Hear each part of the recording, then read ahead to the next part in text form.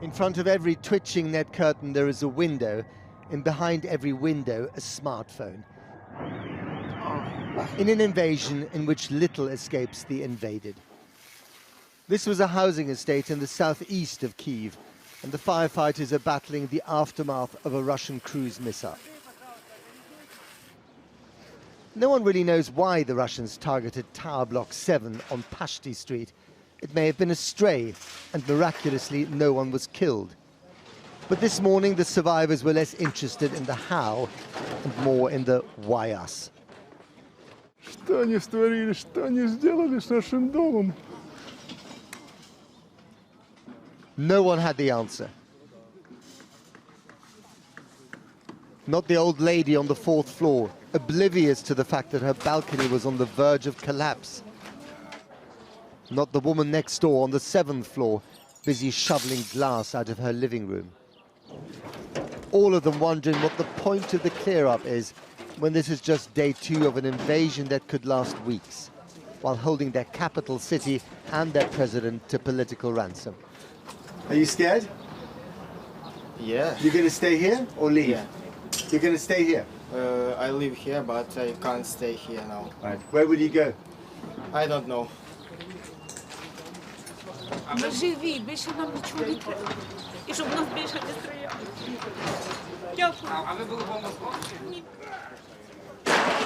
All of them conscious that their lives are suddenly as random as this piece of debris floating towards the missile crater.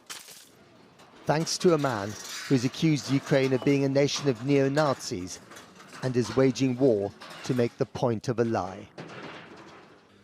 Еще раз обращаюсь к военнослужащим вооруженных сил Украины. Не позволяйте неонацистам и бендеровцам использовать ваших детей, ваших жен и стариков в качестве живого щита. Берите власть в свои руки. Похоже, нам с вами будет легче договориться, чем с этой шайкой наркоманов и неонацистов, которая засела в Киеве и взяла в заложники весь украинский народ. The madness of this war found an unforgettable image today in this scene, also filmed from many disbelieving windows. A tank skidded, running over an innocent car. And then reversed back over it. Astonishingly, the driver lived to be liberated by a neighbor's crowbar. But don't count on too many miracles. In the same district of Obolong, and madness takes many forms in a situation this unhinged. Here they were handing out automatic weapons to civilians. No questions asked, no training required. 18,000 machine guns have been given away so far.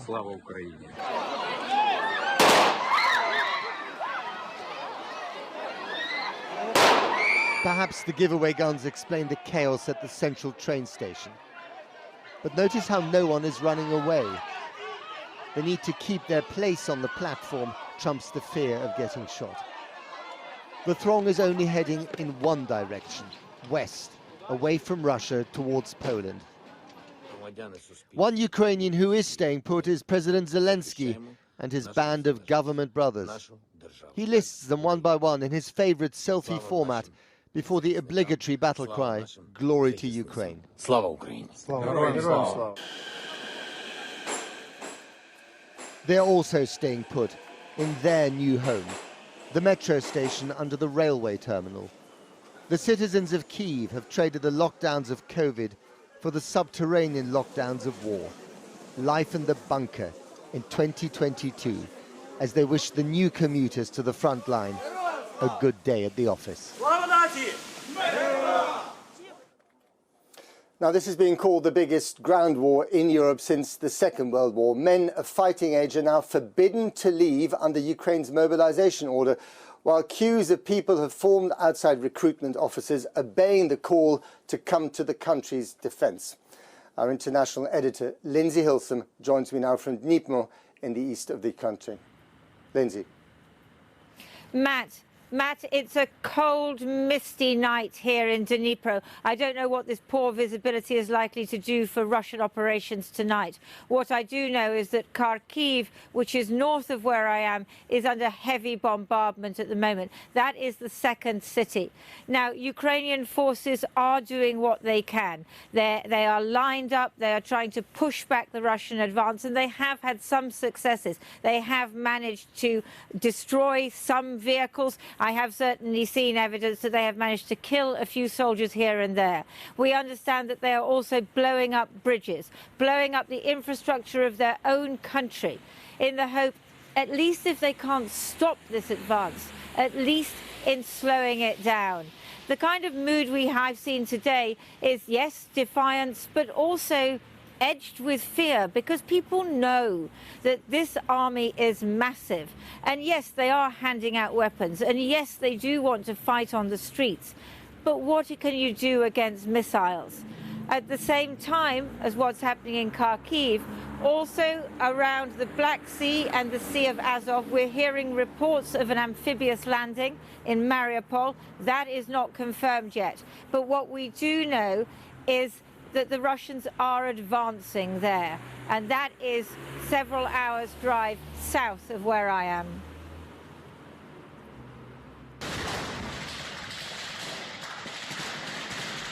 A battle in the city of Melitopol today. That's south of here towards the Sea of Azov, an area where the Russians have been advancing fast. The building is apparently a hospital. Caught on camera on the road to Kherson further west. Why bother to dismantle the CCTV tower? Everyone knows what's happening. Russian forces are invading and occupying a democratic country. And look, a Russian armoured vehicle flying a Soviet flag. Ukrainians film the missile strikes if they dare. Tonight, at least part of Kherson is said to be in Russian hands. This woman in Kherson wasn't going to accept it. She refused to take orders from a Russian soldier.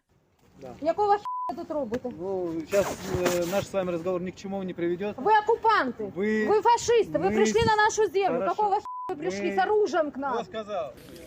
Here in Dnipro, we found dozens of men who normally work in IT or local government queuing at a military recruitment centre. There are scenes like this all over the country. Men between the ages of 18 right up to 60 have been called up. And the people I've been speaking to say they're determined to fight. They hate the Russians. They're united by this fierce patriotic pride.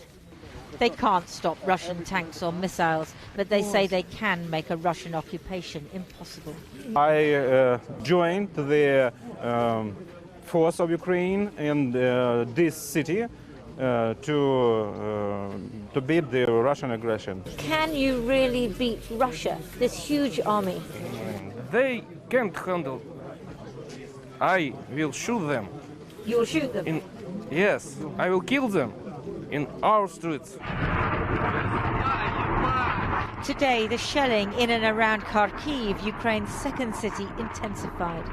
It sounds terrifying.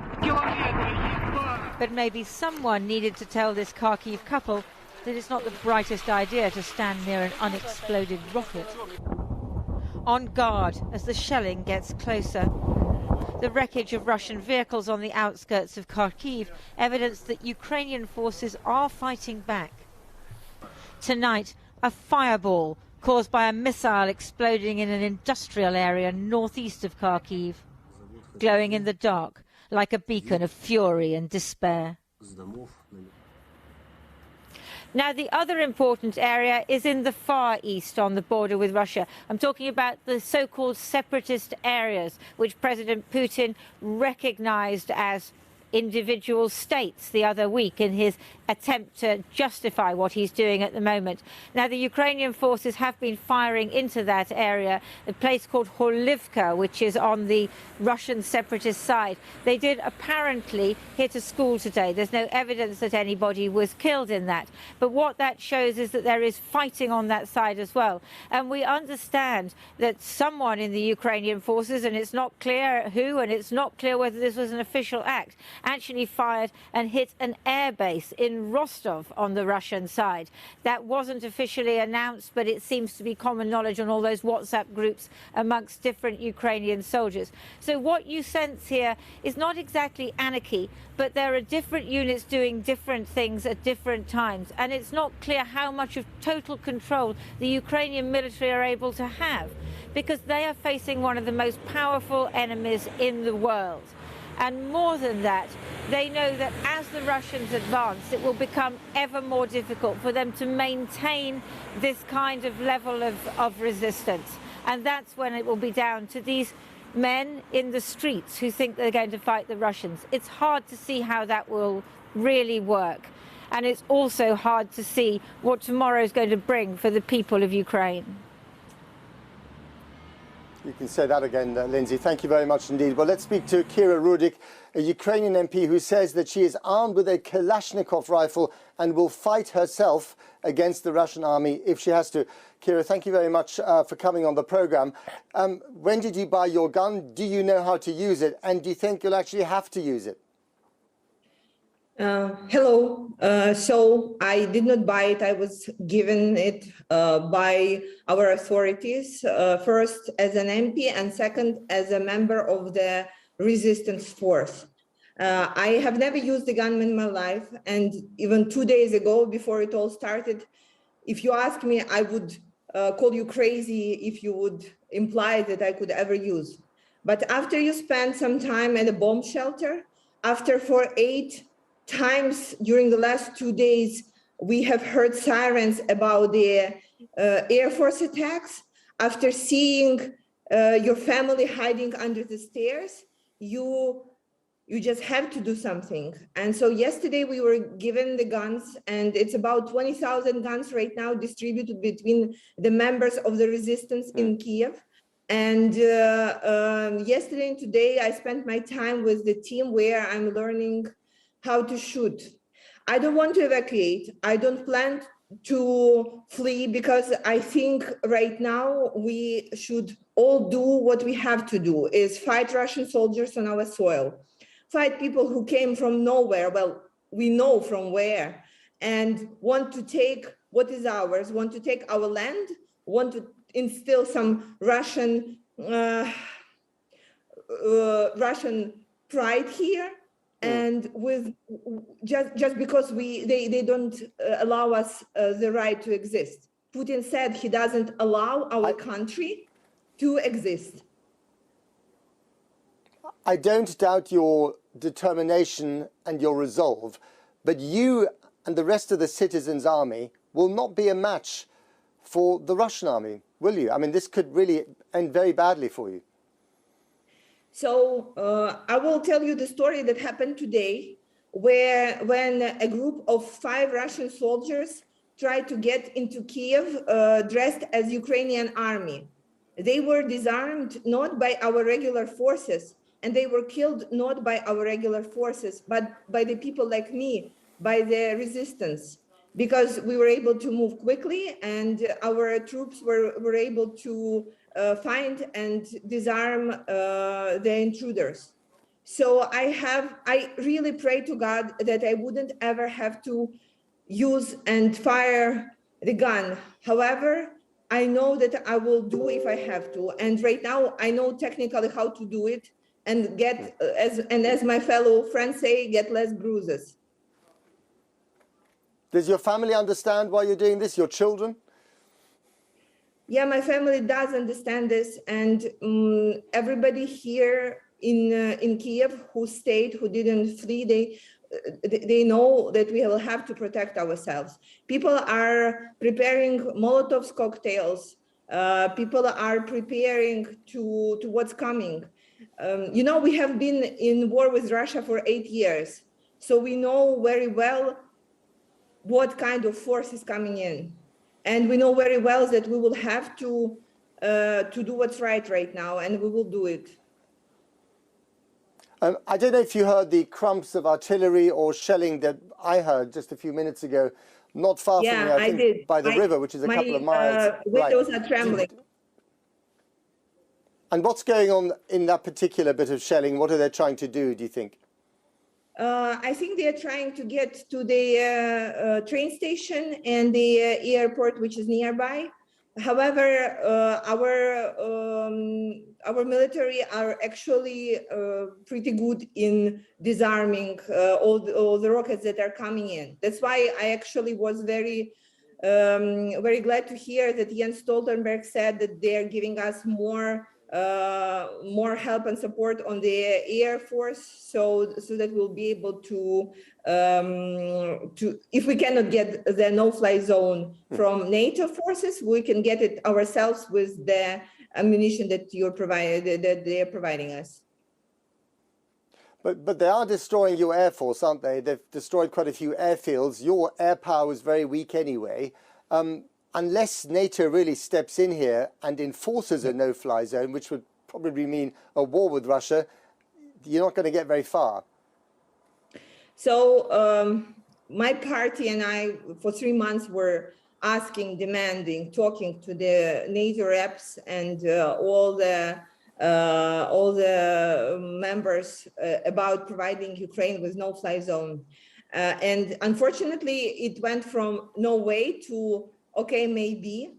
And we don't see it as that will be a direct war with Russia. However, on terms of protection, we still see that it could be an option. We understand that the Air Force is our weakest point as of right now, and that's why we need all the help that we can get from anybody to get it right now, because you see what's happening. You're in Kyiv now. You feel it. Indeed. And Kira, there was a suggestion earlier today that President Zelensky might be prepared to negotiate with Moscow in order to achieve some kind of neutrality and thus save tens of thousands of lives. Is that still the case, and would you support it? So here is the thing. We've been at war with Russia for the last 8 years. We know what Putin's word means, and it means nothing. And so discussion about neutrality and anything else is just like a way for Putin to play his muscle, but it will not end up anywhere, and it will not stop the war. The question that we have all been juggling with for the last 6 months since the news about that he's planning to invade started reaching out was, is there a force in the world right now that is able to stop Putin? Right. Because the old security system is not working, obviously, and the old security structure for the world, for the Europe, is not working because it's not stopping Putin, and he will not stop in Ukraine. And we all know it, right? So the question, if there is a force that can stop him right now, and if there is this force, then we can start negotiate. And there is no force, then we will fight.